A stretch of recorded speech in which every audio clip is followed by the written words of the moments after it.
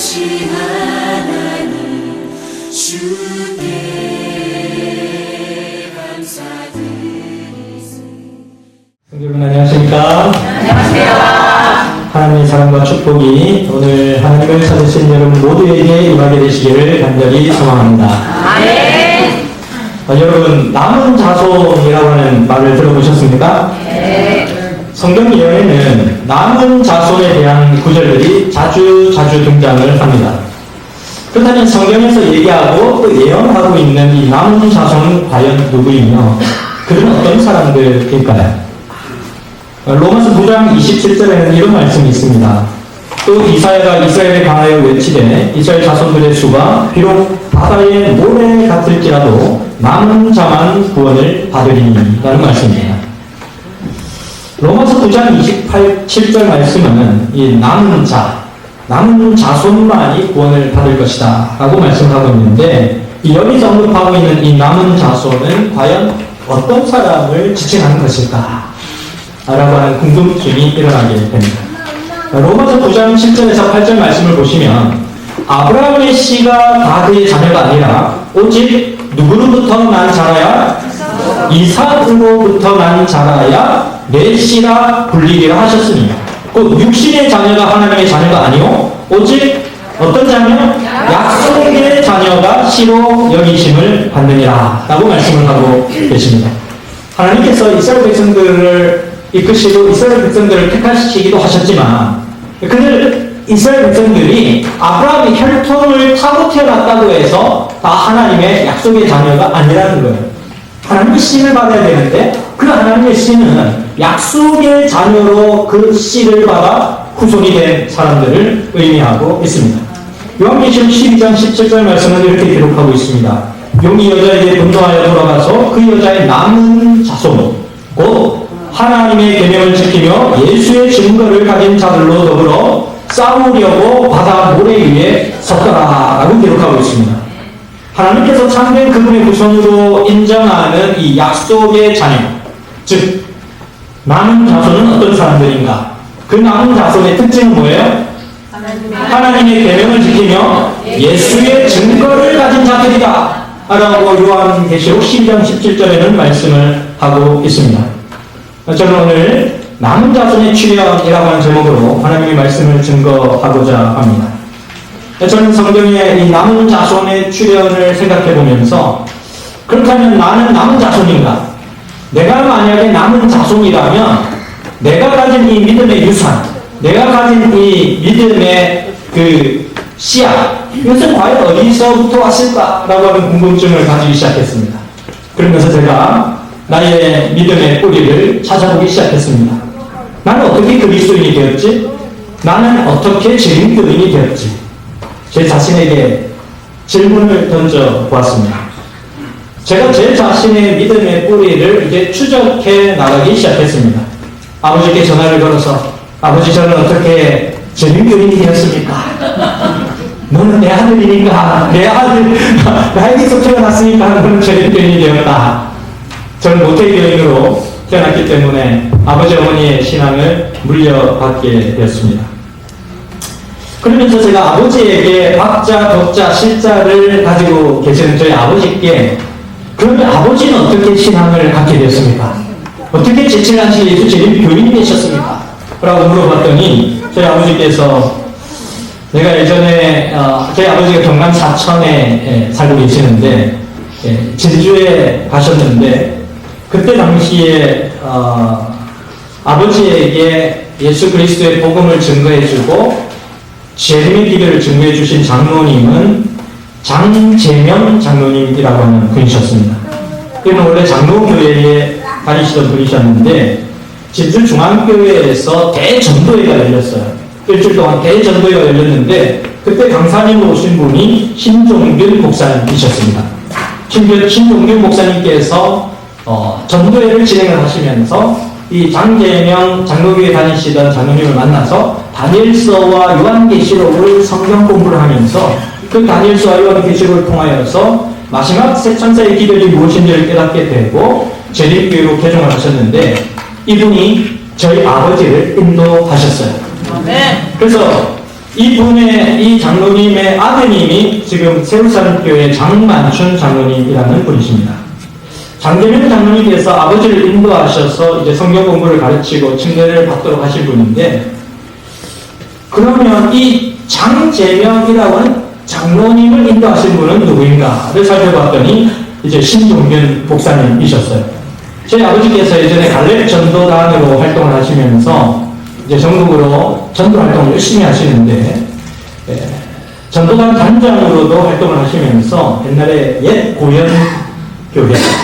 고현교회에 전도회를 참석하러 가셨다가 그곳에서 신종균 목사님을 만나신 거예요. 신종균 목사님과 밤새도록 신앙 간증 얘기를 하시면서 저희 아버지께서 이 얘기 저 얘기 하시다가, 목사님, 그러면 목사님은 어떻게 재림기회를 받아들이고 침례를 받고 제7한 예수 재림교인이 되셨습니까? 라고 저희 아버지께서 물어봤더니, 저는 조치환 목사님을 만나서 성경 공부를 했고 침례를 받고 제7한 예수 재림교인이 되었습니다 라고 말씀을 해 주셨대요. 그래서 제가 이 족보가, 믿음의 족보 추적이 쫙 이루어졌어요. 박정근, 박덕실, 장재명, 신종균, 조치환. 이 조치환이라는 분은 누구냐면, 이 한국의 재림교회가 제일 처음 들어왔을 때 1904년 그때의 순안에서, 북한이죠. 지금 현재 북한 순안에 저희 의명학교, 삼육대학교의 전신인 의명학교가 시작이 되게 되는데, 이때 의명학교에 그 임기만 씨와 이런 초기에 우리 재림교회 선구자들이 의명학교에 학생들을 모아가지고 가르쳤어요. 그때 의명학교에 들어와서 공부를 하고 신학을 졸업한 제1회 졸업생이 조치환 목사님입니다. 그분께 침례를 받고 이제 신종균 목사님께서 재림기회를 받아 듣게 했는데, 이 조치환이라는 분은 어떻게 재림기회를 받아들였는가? 그때 당시에 그 의명학교의 교사로 가르치던 사람이 임기반 장로님이셨고, 이 임기반 씨는 여러분들이 잘 아시다시피 그때 당시에 민족개몽운동과 독립운동을 하던 그런 분이었고, 도산 안창호 선생님하고 같이 미국으로 건너와가지고 이제 민족개몽운동을 하셨던 그런 독립투사였습니다. 그래서 임기반 이분의 그 손자가 예전에 경기도지사를 하셨던 임창열 경기도지사이시죠. 이 임기반 씨가 이제 미국에서 배를 타고 한국으로 오는데 그 배 속에 이제 손흥조 씨를 만나게 됩니다. 그 손흥조 씨가 이제 재림기회를 받아들여가지고 배 안에서 새천사의 길을 전했어요. 새천사의 길을 전했는데, 그때 당시 임기반 씨는 일반 감리교회에 다니던 사람이었습니다. 근데 임기반 씨가 배 안에서 손흥조 씨의 기별을 받아들이고 이게 과연 맞는가? 그 배 안에 그 당시에 개신교 장로 목사님도 하고 계셨는데, 그 손흥조 씨가 전하는 기별에 대한 반박을 전혀 하지 못하는 것입니다. 그래서 그 안에 있던 그 임기반 씨가 민족의 개몽운동을 하면서 독립투사로 활동을 했던 아주 성악적으로 뛰어난 분이 그 기별을 받아들이자 신속하게 재림기별이 우리 재림교회에 들어오게 되었습니다. 이 손흥조 씨도 미국으로 이민을 가려고 신체 검사하기 위해서 일본의 신체 검사를 받으러 갔다가 이제 대기하고 있는 중에 길거리를 가다 보니까 제7한시 예수 재림교회라고 긴 교회 이름이 있어가지고 그게 뭐지 하고 쳐다보는데 쿠니아 히데 전도사가 나와서 일본인 쿠니아 히데 전도사가 와서 그분에게 성경을 가르치고 제7한시 예수 재림교회가 담겨진 의미를 설명해 주면서 바로 그 저녁에 누비디아 폭포라고 하는 데에서 침례를 받고 제7한시 예수 재림 교인이 된 것입니다. 그러한 이제 전도의 이제 믿음의 씨앗의 족보를 찾아가 보니까 이 쿠니아 히데 전도사는 일본인인데, 이 사람은 그레인저 교수님에 의해서 전도를 받고 재림 교인이 됐어요. 이 그레인저 교수님은 캘리포니아에서 재림교회의 교수였습니다. 근데 미국에서 일본에 최초로 선교사를 파송하는데, 그때 선교사를 지원을 해서 오신 분이 그레인저 교수님이에요. 근데 그 그레인저 교수님이 일본을 어떻게 복음화시킬 것인가를 연구하다 기도하다가 영어 학원을 시작하게 됩니다. SDA 영어 학원의 시초죠. 그 일본의 영화관을 시작하면서 이제 제일 첫 번째 학생으로 등록을 한 학생이 쿠니야 히데 전도사였어요. 쿠니야 히데 전도사가 이제 그레인저 교수님을 만나가지고 영어를 배우면서 이제 예수님을 깨닫게 되고 이제 제칠한식 예수 제일교인이 됐습니다. 이 그레인저 교수님은 아브라함 라루라고 하는 사람이, 아브라함 라루는 너무 유명한 사람이죠. 아브라함 라루라고 하는 사람은 중국에 파송된 최초의 대충의 선교사입니다. 근데 이 아브라함 라루가 1888년에 중국의 선교사로 파송이 됐는데, 이 아브라함 라루가 전하는 시조, 사이언스 오브 타임즈 시조를 받아들이고 그걸 읽고서는 이제 제일교인이 된 사람이 그레인저였어요. 아브라함 라루라고 하는 사람은 이 스티큰이라고 하는 사람에 의해서 전도를 받게 됐는데, 이 스티큰이라고 하는 사람은 1800년 당시에 이제 재림교회의 그 재림운동이 아주 활발하게 일어날 때 순식간에 10만 명, 20만 명 막 예수 그리스도께서 이 땅에 재림하시면 복된 소식이 막 많은 사람들에게 불길이 전해지면서 이 스티큰이와 아브라함 라루가 제7한시 예수 재림교회의 그 성도들이 주최하는 장막 부흥회에 참석했다가 예수 그리스도의 기별을 받아들이고 성경 공부를 해가지고 교인이 된 사람이었습니다. 이렇게 이제 쭉 찾아서 올라가 보니까 이 아브라함 라루와 스티큰이라고 하는 사람은 어떻게 이제 19세기의 재림교회 선구자들에 의해서 복음을 받게 되었는데, 이 19세기의 재림 선구자들에게 복음을 전한 사람은 누구인가? 레이첼 오크스라고 하는 한 여인이었어요. 이 레이첼 오크스라고 하는 한 여인은 19세기의 제7 침례교회에 다니는 미국인이었습니다. 그렇다면 이 레이첼 오크스가 전한 제7 침례교회에서 전한 안식일 기간은 어떻게 보게 되었는가? 그것은 17세기, 18세기의 영국의 제7일 침례교회에서 안식일을 준수하기 시작했는데, 그때 당시에 영국에 있었던 새 교회가 안식일의 기별을 깨닫기 시작하면서 그리스도의 복음을 증가하기 시작했고, 또 그 기별을 받아들이기 시작한 것은 16세기에 제침례파라고 하는 급진적인 종교교육자들이 있었습니다. 16세기에 루터와 쯔링글리라고 하는 사람들이 그 종교교육을 한 것보다 더 급진적으로 성경 말씀 그대로의 신앙을 하고자 열망하는 무리들이 이들이었어요.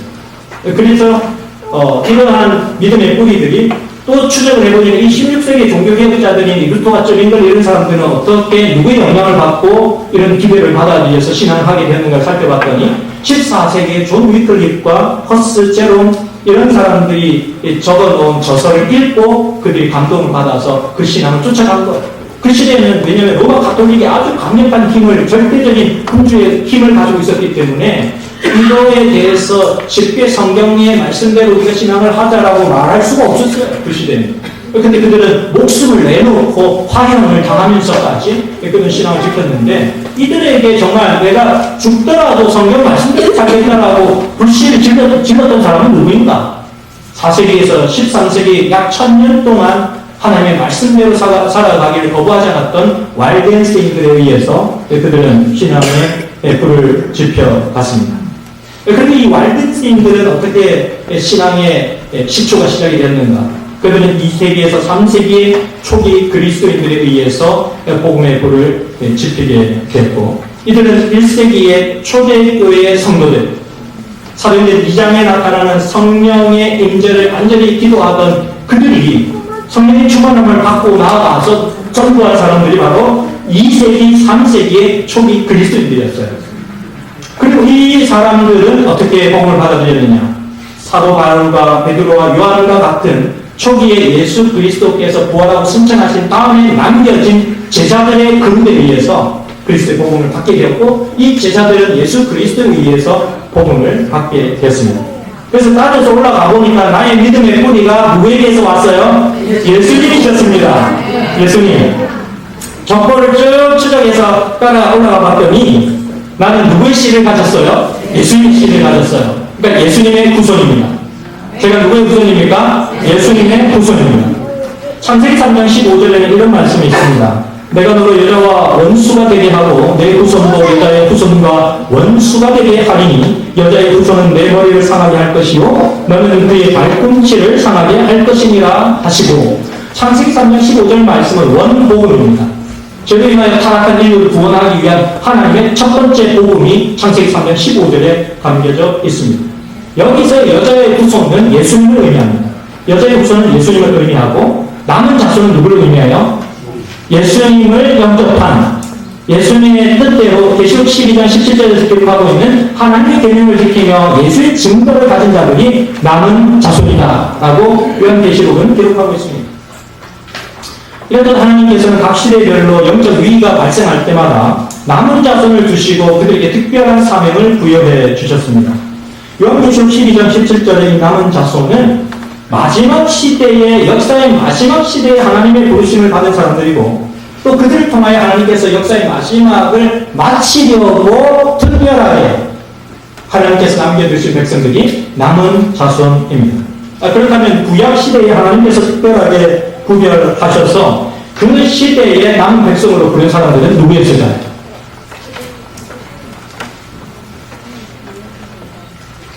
구약시대에 남은 자손들은 아브라함과 그의 자손들의 신앙 공동체였습니다.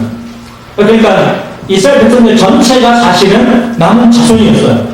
그런데 그들이 남은 자손의 정체성을 잃어버린 것입니다.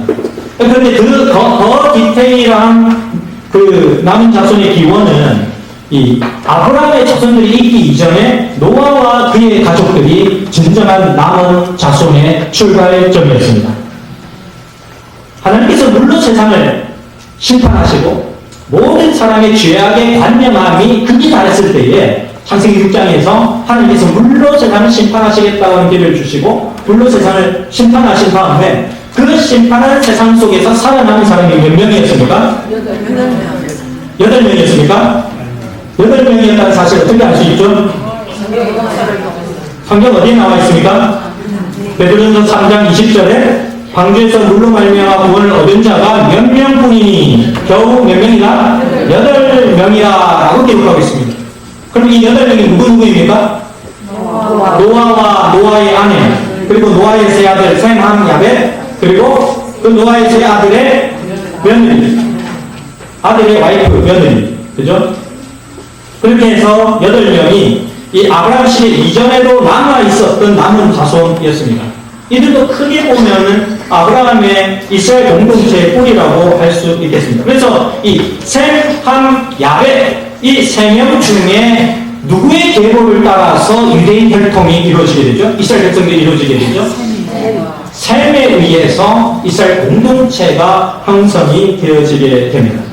그래서 셈은 홍수 후 2년 정도 되었을 때, 거의 나이 100세 정도가 됐을 때 아르박삿을 낳게 되고 아르박삿을 셀라를 낳고 쭉쭉쭉 해서 이제 야곱의 12아들로 인하여 이스라엘 공동체가 형성이 됩니다.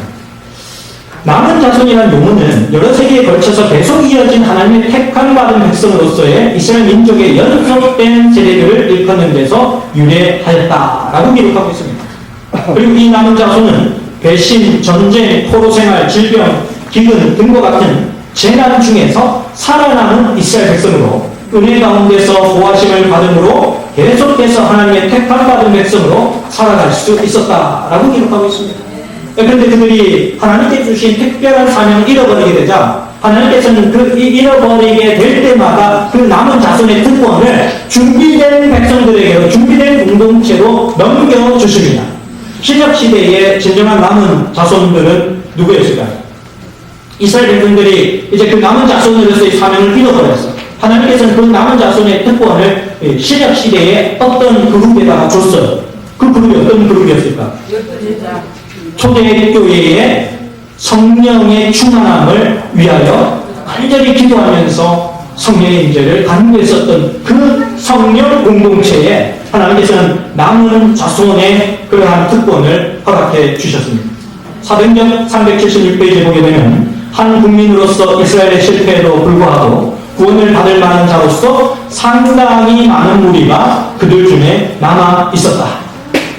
구주의 초임 때에 침례요한의 기도를 기쁨으로 받아들여 메시아에 관한 예언들을 새로이 연구하게 된 충실한 남녀들이 있었다.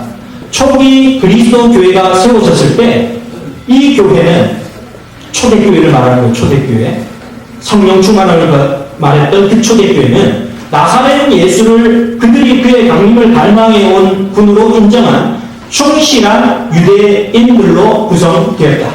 바울은 이스라엘의 남은 무리를 그 가지에 얼마가 부러진 고상한 감람나무에 비유한다.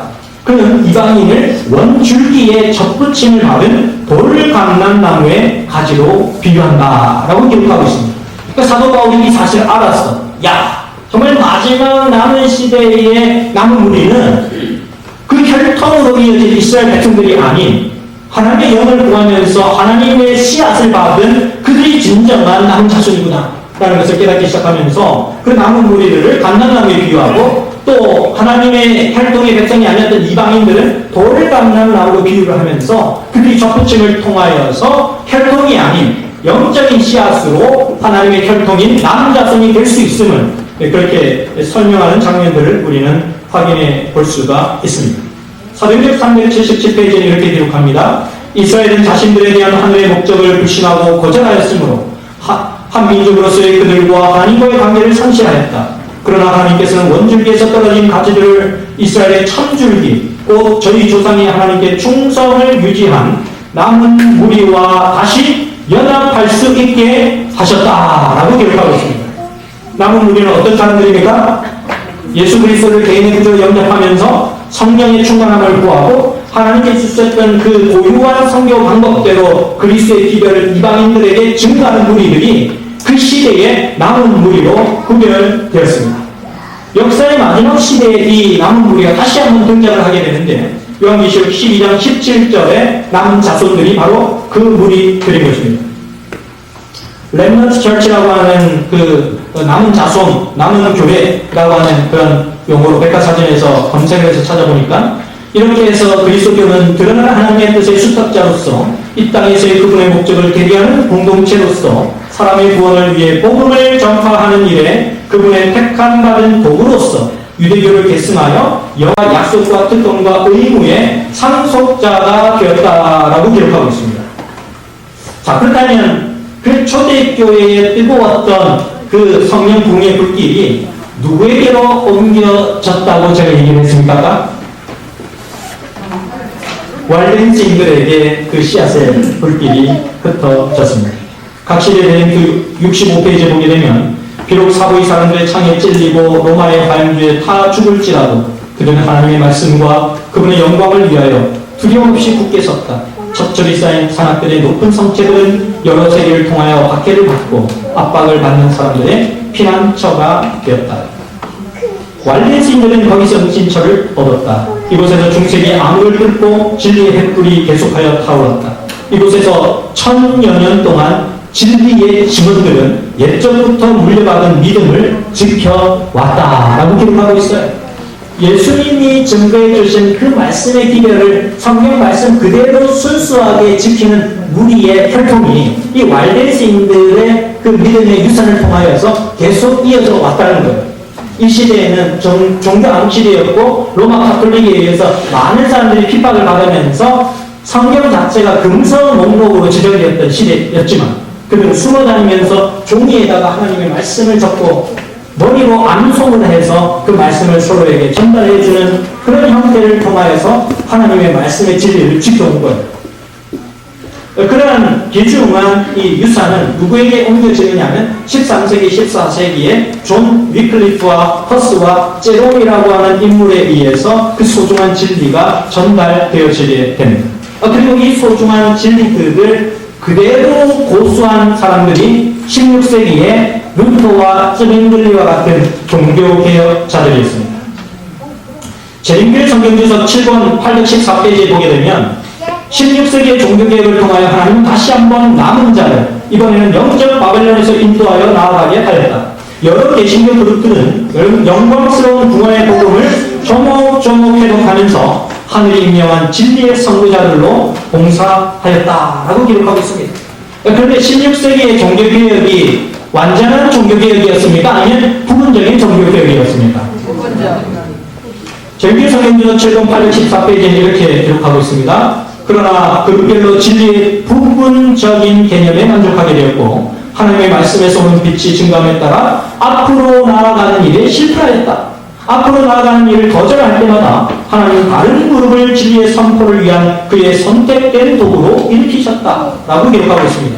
그러니까 루터와 즈빙글리가 그 시대에 정말 혁명적인 종교개혁을 이루긴 했지만 그것도 전체적인 하나님의 관점에 봤을 때는 부분적인 절반의 개혁이었다라는 것입니다. 그래서 하나님께서 그러한 절반의 개혁에 머물고 있었을 때 그 또 다른 빛을 또 다른 하나님의 말씀을 간절히 바라는 사람의 그룹들에게 하나님께서 그 말씀의 빛을 넘겨주셨는데 그때 당시에 루터에게도 안식일 기별이 증거가 됐고 루터도 안식일을 받아들일 수 있는 그런 위치에 있었지만 루터는 안식의 빛을 받아들이지 아니하였습니다. 그래서 그 빛들이 안식의 빛이 어디로 가느냐 하면 다른 무리들에게 넘어가게 되는데 그게 바로 이 제7매파 아나베티스트라고 하는 제7매파 16세기의 급진적 종교개혁자들이었던 그들에게 이 복음이 넘어가게 된 것입니다. 그래서 그들은 즈빙글리와 루터와 같은 개혁은 절반의 개혁이다라고 주장했고 오직 성경만이 믿음의 판단 기준이다. 그 어떤 것도 우리의 믿음의 기준이 될 수 없다라고 주장했고 그들은 로마 가톨릭은 적 그리스도라고 말했던 사람들이 아나베티스트들이었습니다. 그리고 그들은 유아세례는 성경적이지 않기 때문에 다 큰 어른이 되어서 침례를 받아야 된다라고 주장했고 그들은 우리가 예수 그리스도께로서 받은 그 이 믿음은 반드시 순종을 포함해야 된다라고 주장을 했습니다. 그래서 이들이 성경 말씀 그대로의 신앙을 지켜나가기 때문에 그때 당시에 종교개혁 당시에 유명한 가톨릭 학자였는데 그 가톨릭 학자인 이 에라스무스라고 하는 사람이 와, 보니까 영국에서 이 아나베티스트들이 급진적으로 발전하면서 복음의 확장이 이루어진 모습을 보면서 그가 야, 영국에 안식일을 지키는 급진적인 종교 세력이 나타났다라고 이제 역사의 기록을 하게 되었습니다. 그런데 그가 그 기록을 남기면서 뭐라고 했냐면 이들은 왈덴스 가문의 후손들이다라고 이 기록을 해놨습니다.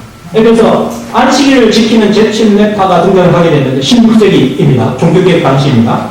그때에 이제 그 사람들이 주장한 걸 보면은 지금 우리가 믿고 있는 신앙하고 거의 일치해 구약과 신약의 연속성을 강조하고 성령의 강화로 안식일을 우리는 준수하고 사랑으로 말미암는 안식일 준수가 가능하고 우리는 믿음의 의와 안식일 준수를 연결해야 된다는 것을 그들이 강조했고 또 안식일의 일률 변경은 로마 교황권에 의해서 온 것이라는 것을 주장했고 그렇게 하다가 1529년에 이 안드레아 피셔라고 하는 아나베티스트의 그 아내가 다뉴브 강에 수장을 당하게 되었고 그 딸은 감옥에 붙잡혀 가서 이제 죽임을 당하게 됐고 자신은 교수형에 처했습니다. 이 안드레아 피셔라고 하는 사람은 교수형에 처해가지고 이제 사형원들 와서 목을 묶어가지고 줄을 매달아고 교수형을 처했는데 안 죽고 살아나버렸어요. 기적적으로. 그래서 다 이렇게 목을 딱 매갖고 교수님 차고 다른 사람 다 가버렸는데 줄이 딱 끊어져갖고 기적적으로 이 사람은 살아났어요. 그래서 이 사람이 간 곳이 어디냐면은 이 모라비아라고 하는 곳으로 가게 되는데 1532년에 모라비아에 가서 그리스도의 복음을 증거했는데 그 모라비아에 있는 사람들이 열렬하게 그리스도의 복음을 받아들이면서 감동적으로 막 뭐 기적같이 이 교수형이 취했던 사람이 살아와서 복음을 전하니까 이 사람들이 복음을 훅 받아들이게 되니까 모라비아에 예수 그리스도를 진지하게 믿는 성경 그대로의 믿음을 믿는 사람들이 엄청나게 늘어나게 된 것입니다. 그러면서 그들은 남은 자손의 명맥을 이어가게 됐는데 이 오스왈드 드레이크라고 하는 사람도 이 동일한 모습, 도덕법과 의무법을 구분했고 아브라함 예수님이 안식일을 준수했다고 얘기했고 안식일은 재림을 기다리는 표라고 얘기했고 안식일은 일요일이 아닌 토요일이라고 얘기했고 안식일의 일요일 변경은 교황의 작품이다라고 얘기했고 이 사람도 1546년에 화형을 당했습니다. 그리고 이분의 아내도 다뉴브 강에 수장을 당했습니다. 그들은 이 세상에 어떤 것보다 하나님을 사랑했고 진리의 말씀대로 사는 것을 그 무엇보다도 귀중하게 생각했었던 그런 사람들이었습니다.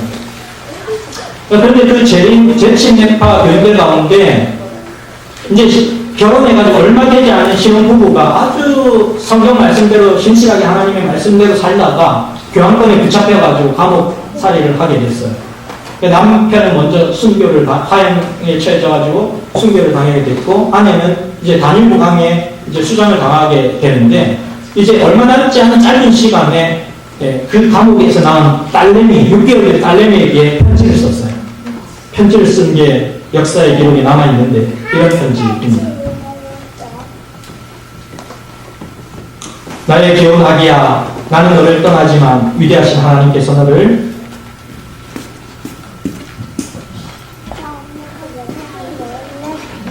지켜주시기를 기도한다. 너는 아빠 엄마가 없기 때문에 하나님을 의지해야 한다.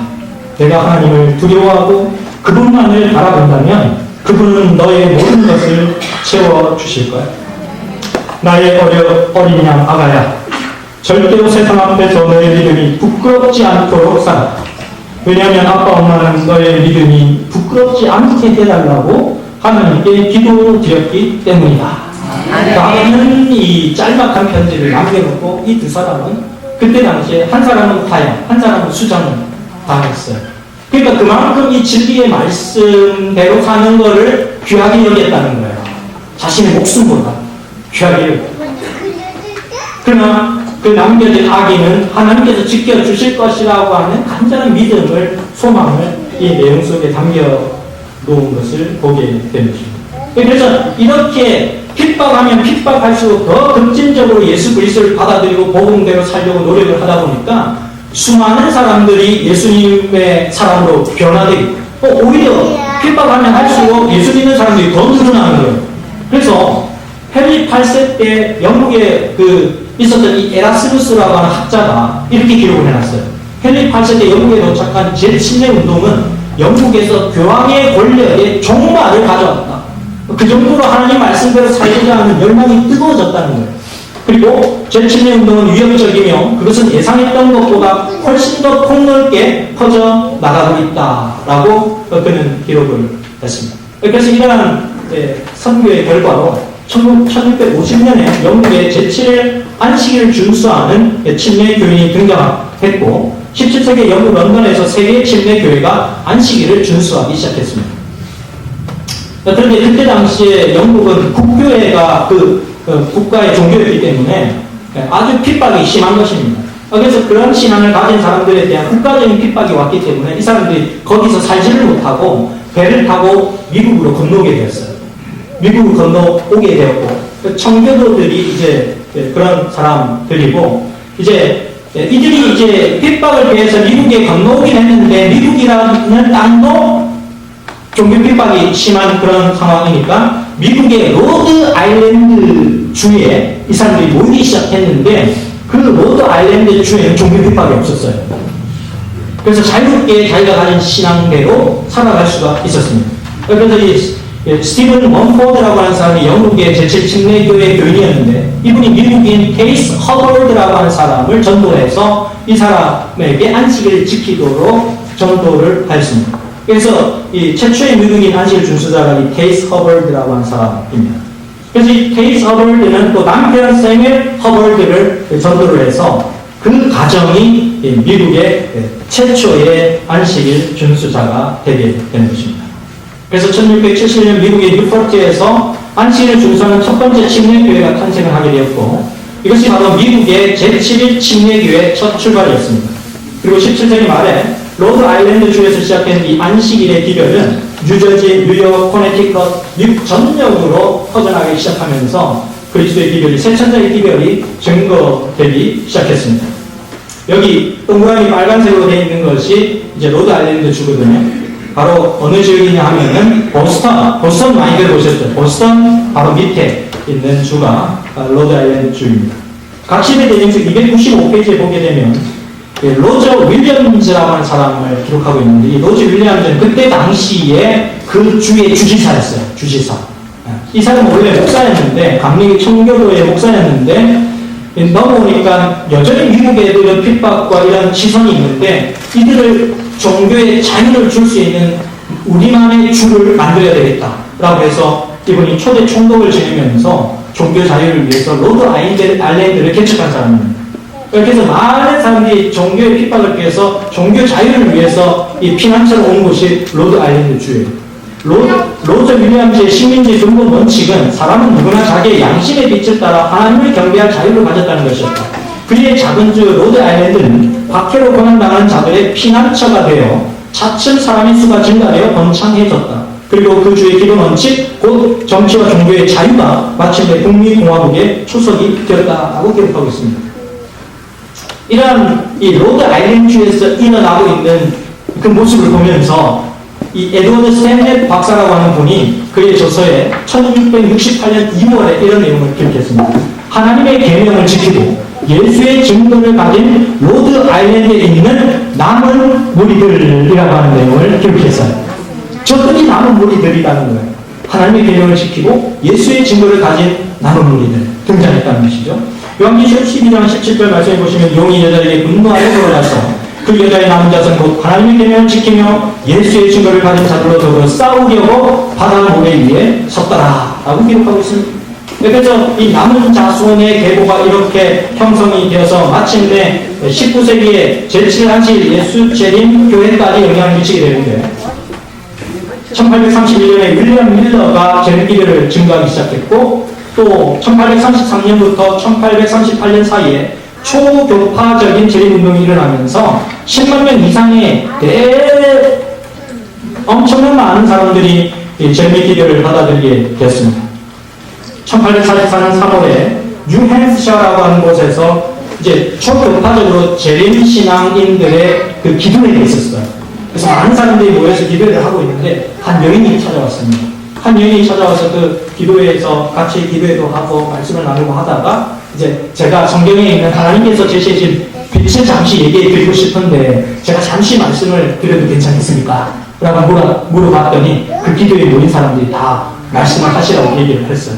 그래서 그 여인의 간증에 의해서 그 기도회 자리에 있었던 프레드릭 휠러 감리교회 목사님이 진정한 회심을 하면서 안식 기도를 받아들이고 나는 이제부터 안식을 지키며 하나님의 참된 백성으로 남은 우리를 살겠다고 결심을 하기 시작하자 그 모임에 있었던 토마스 플래글이라고 한 사람을 포함해서 18명이 안식일을 거룩하게 구별하기로 결심을 했습니다.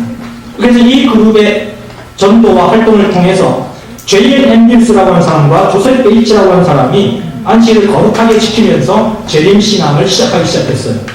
이 제이엘 앤드류스는 제7한실 예수 재림교회 대총회가 파송한 최초의 유럽 선교사, 스위스에 파송된 선교사이고 현재 앤드류스 대학의 시초가 된 인물이라서 앤드류스 이 이름을 따서 앤드류스 대학을 명명을 했었죠. 조셉 베이츠라고 하는 사람은 너무너무 유명한 사람이고 또 활약을 많이 했기 때문에 여러분들이 잘 익히 알고 계시라 생각하는데 이런 사람들이 이제 소책자를 통해서 인쇄수를 해가지고 전국적으로 이제 배포를 하면서 안식 기별을 증거하면서 많은 사람들이 이제 제7안식 예수 재림 교인이 되었고 하나님의 마지막 남은 기별을 받아들이게 됐는데 이 조셉 베이츠가 이제 미시간 주의 배틀크릭이라고 하는 장소에 가서 거기는 아직 안식일의 기별을 세천의 기별을 다 알지 못해 아무도 몰라.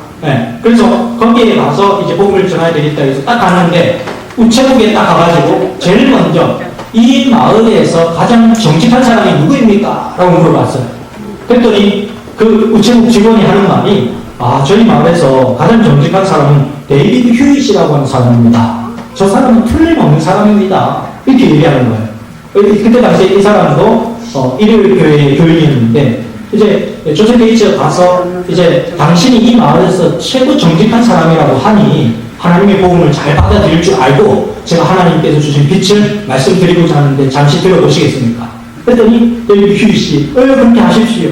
그래서 저는 그때 당시 아침을 지어서 아침을 먹으려고 하고 있었는데 그 사람이 와서 이제 복음의 말씀을 다니엘서 요한계시록을 얘기를 하면서 우리 이명석 집사님이 보여주신 이 차트 같은 거를 딱 보여주면서 이 다니엘서 요한계시록에 있는 내용들을 설명을 막 하니까 이 데이비드 휴잇이 무릎을 치면서 이 말씀이야말로 성경 그대로의 하나님의 말씀이라고 그가 고백을 하면서 칭례를 받고 제7안식일 예수 재림 교인이 되었는데 이 데이비드 휴잇이 정한 교단의 공식 명칭이 바로 제7일 안식일 예수 재림 교회가 된 것입니다. 1860년에 이 명칭이 공식적으로 선택이 됐고 1863년에 제7안식일 예수 재림 교회가 공식적으로 탄생을 하게 됩니다. 그래서 미국에 가면 이제 윌리엄 밀러의 생가가 있습니다. 윌리엄 밀러의 생가가 있고 거기는 1844년 당시에 예수님의 재림을 간절히 기다리던 사람들이 기도하던 장소 승천바위가 있어요. 그래서 거기서 기도하면서 예수님 오시면 그 예수님을 만나서 우리 하늘을 승천하게 되리라고 했던 그 기대를 가졌던 신앙의 유적지. 그래서 거기는 미국의 국가 유적지로 등재가 다 되어 있습니다. 그래서 그곳에 가면은 이제 여기가 승천바위인데 저희도 아이들을 데려가서 그곳에서 기도하며 또 예수님의 재림을 생각해 보았던 시간도 있었는데요. 이제 그곳에서 멀지 않은 곳에 이 뉴햄프셔라고 하는 지역은 이제 바로 레이첼 오커스라고 하는 사람이 재림신앙 공동체에 와서 안식일을 제일 처음 증거했던 그 장소가 여기 뉴햄프셔라고 하는 장소. 거기에서 이제 재림 기별이 이제 선포가 되어서 하나님께서 역사의 마지막 시대에 남은 교회를 통하여 이 세상의 마지막 사역을 마치시기를 갈망하시는 하나님의 모습을 더듬어 볼 수 있는 시간이 되었는데요. 각 시대 대령주 379페이지는 이렇게 기록하고 있습니다. 그들은 각각 다른 교파에서 나왔으나 그들의 교파적 장벽은 무너지고 모순되는 신조들은 산산이 부서졌다. 하나님의 말씀의 원칙 위에 그 모든 것이 인간적인 게 다 무너졌다는 거죠. 복천년이 세상에 온다는 비성사적인 소망은 사라졌고 재림에 대한 그릇된 견해는 교정되었다. 세속을 따르는 마음과 교만한 마음은 없어지고 모든 잘못은 바르게 고쳐지고 각 사람의 마음은 따뜻한 우정으로 연합되고 사랑과 기쁨이 그들을 지배하였다라고 기록하고 있습니다. 우리 부산선입교회 성도님들, 하나님께서 선택하신 마지막 이 시대의 남은 교회가 제7안식 예수재림교회 부산 선교회라는 사실을 꼭 기억하시면서 따뜻한 우정으로 연합되고 사랑과 기쁨이 지배되는 그런 선교회가 되시기를 간절히 바라면서 오늘 말씀을 줄이도록 하겠습니다.